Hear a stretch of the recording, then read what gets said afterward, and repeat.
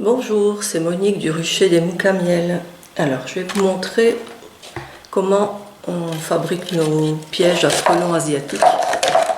Donc, ce sont des pièges avec des bouteilles vides, des bouteilles en plastique. Pour ça, il faut plusieurs bouteilles. Alors, vous prenez votre première bouteille et vous coupez ici. Je commence au cutter et puis je continue au ciseau. Voilà, l'entonnoir servira par après. Et ensuite, vous faites des petits trous dans le bas de la bouteille. Pour ça, moi, j'utilise un instrument chauffant. Donc là, je vais le mettre à chauffer. C'est un instrument qui sert normalement à couper le polystyrène. Alors, il faut aussi faire des trous ici tout au long de la bouteille. Alors soit que vous faites des trous aussi avec un instrument, mais des trous pas plus grands que 5 mm.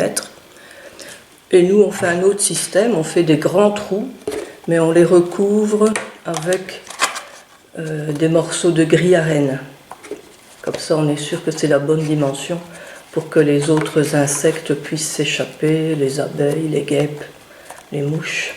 Mais les frelons asiatiques, eux, ne pourront pas passer à travers. Je prends ma pointe et je perce le plus possible de petits trous.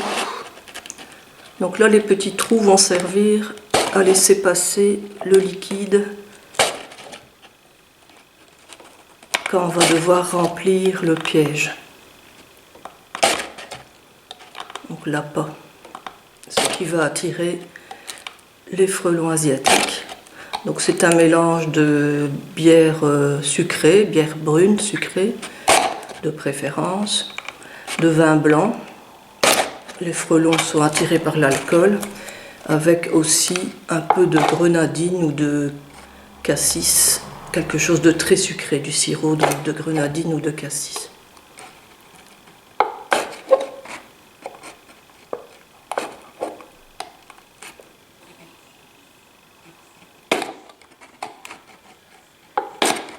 Donc comme ça le piège sera réutilisable parce que le mélange il faut le changer régulièrement.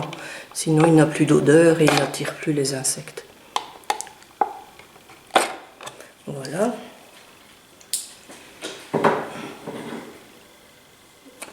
Alors là je vais pas montrer comment on met la grille à renne parce que c'est assez compliqué.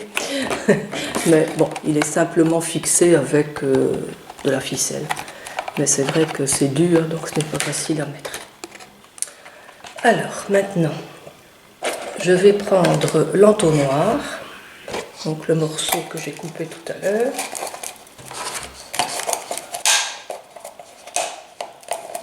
On enlève les étiquettes.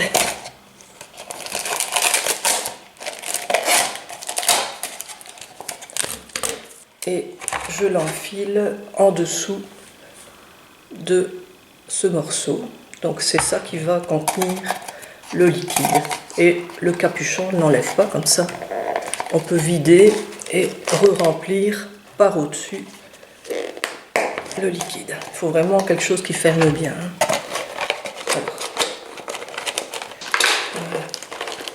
Voilà, on l'introduit dedans en poussant un petit peu.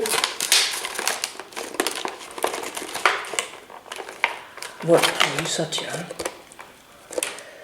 Alors, ensuite, il faut encore un entonnoir. Donc là, j'ai l'entonnoir d'une autre bouteille. Et là, c'est le bouchon qu'on va percer. 7 mm. Ça laisse passer le frelon asiatique, les autres petits insectes aussi. Mais ça ne laisse pas passer ni le bourdon, ni le frelon européen, qui est plus gros que le frelon asiatique. Voilà, et j'agrandis en tournant avec ma pointe jusqu'à ce que j'ai 7 mm.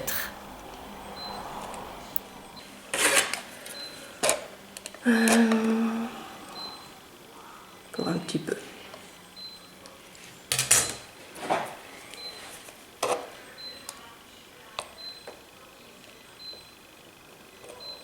Il faut que ce soit bien lisse les bords parce que sinon ça peut blesser.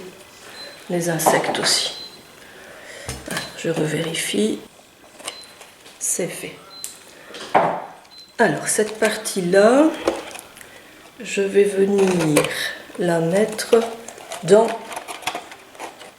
mon appareil, l'enfoncer d'une gradation.